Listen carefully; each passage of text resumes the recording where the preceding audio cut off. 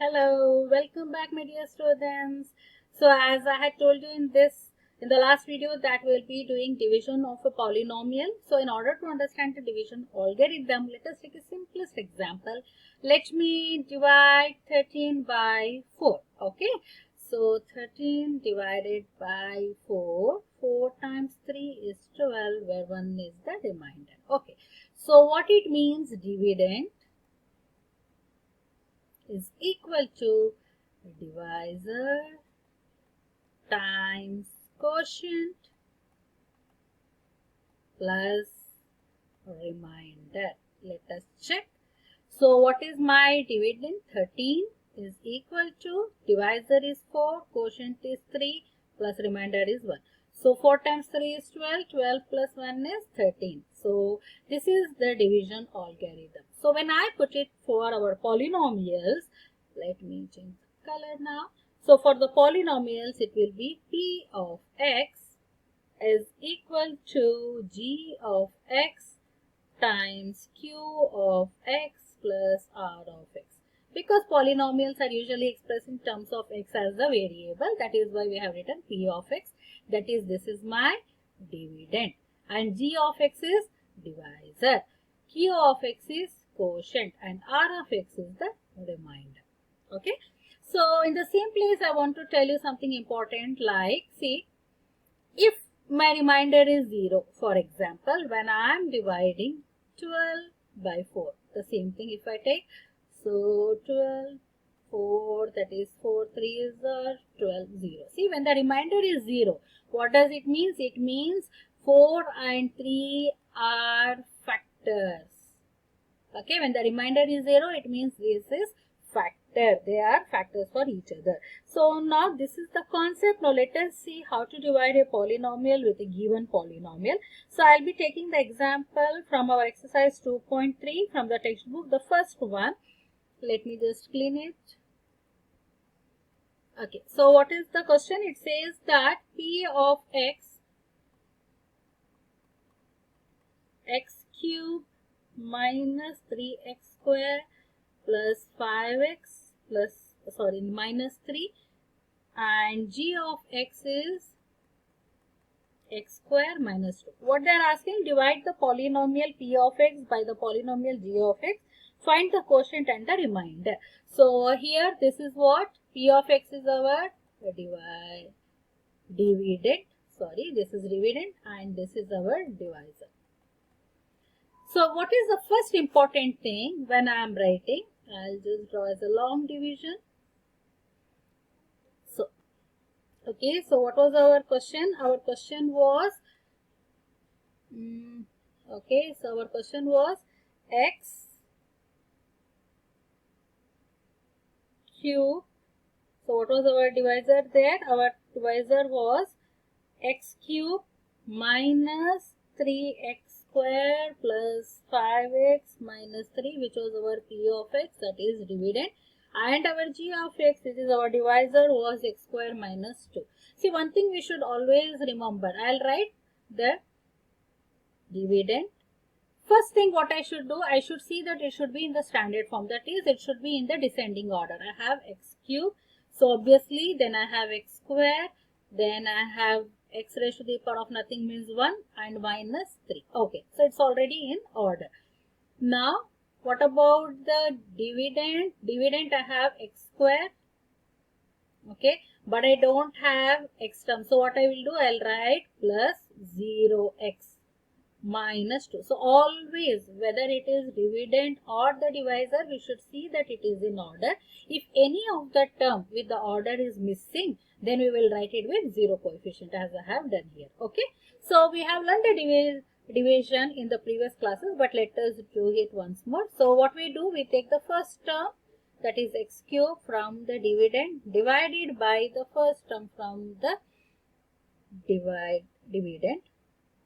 So divisor first term divided by the first term of the divisor, dividend by the divisor, so that will give me x. So what I got x. This I'll write in the quotient place. Let me change the color. I'll write in the quotient place, that is x. Then I'll multiply x square into x, that is x cube. Then 0 times x, that will be plus 0x square minus 2x. See, whatever I write in the place of quotient, I will multiply that with the terms in our dividend. Okay. Now, what I have to do, I should subtract. I will subtract. This will become minus. This will also become minus, and this will become plus. Subtract means what? The sign will change. So, here x cube minus x cube, this will get cancelled. And I have minus 3x square minus 0. It will remain minus 3x square. And here plus 5x plus 2x is plus 7x minus 3. This till here, it is our first step. The same steps we repeat again. So what is the next step? Take along with the sign. I have minus 3x square. That is our first term in the dividend. And what is my first term in the divisor? Obviously same x square. So x square will get cancelled. I am left with negative 3. So that negative 3 I will write in my quotient place. Negative 3. So again I will multiply. So it will be negative 3x square. Negative 3 times 0 is obviously 0x, and negative into negative positive 3 times 2 is 6. Now change the sign. This will become plus, this will become plus, and this will be minus. So plus 3x square minus 3x square, this will get cancelled. 7x plus 0 will remain 7x. And here minus 3 minus 6 is minus 9. Now here, you see the degree of our dividend is greater. Dividend is greater, which is x square. And here my remainder is only x. So I will not be able to continue the division further. So what I have, this is my quotient. So my quotient, that is q of x, is x minus 3. And my remainder, that is r of x. Let me clean it.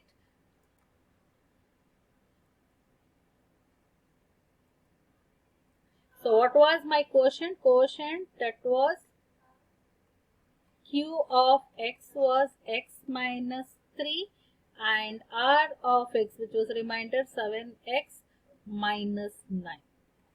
Okay. So this is how we will be doing our long division. So see, when your remainder becomes 0, when the remainder becomes 0, then we tell these are the factors. So any other question here? So next is check whether the first polynomial is a factor. Let us do it quickly, then we will know, and your doubts during division will also be solved. Let me go to the next main. The first question, what is given in order to check whether it is the factor or not. The question is, my polynomial p of x is given in terms of t. So I will be writing it as t only. P of t. Okay, what is given here? It is given as, one second, it's very tiny, 2t power 4 plus 3t cube minus 2t square minus 9t minus 12, and the divisor is, that is g of t is given as t square minus 3. Okay, so I'll just check, see it is in order or not. That is my first step. So I'll be checking it is 4, then 3, then 2, then 1 and 0. Fine. But in this case it is square. So what we will be writing? Well, writing t square plus 0t minus 3. Okay. Now let us divide. I'll have to clean it in order to do the division. Wait a minute. So I'll just clean here. This is my dividend and divisor. T square minus 3. Okay.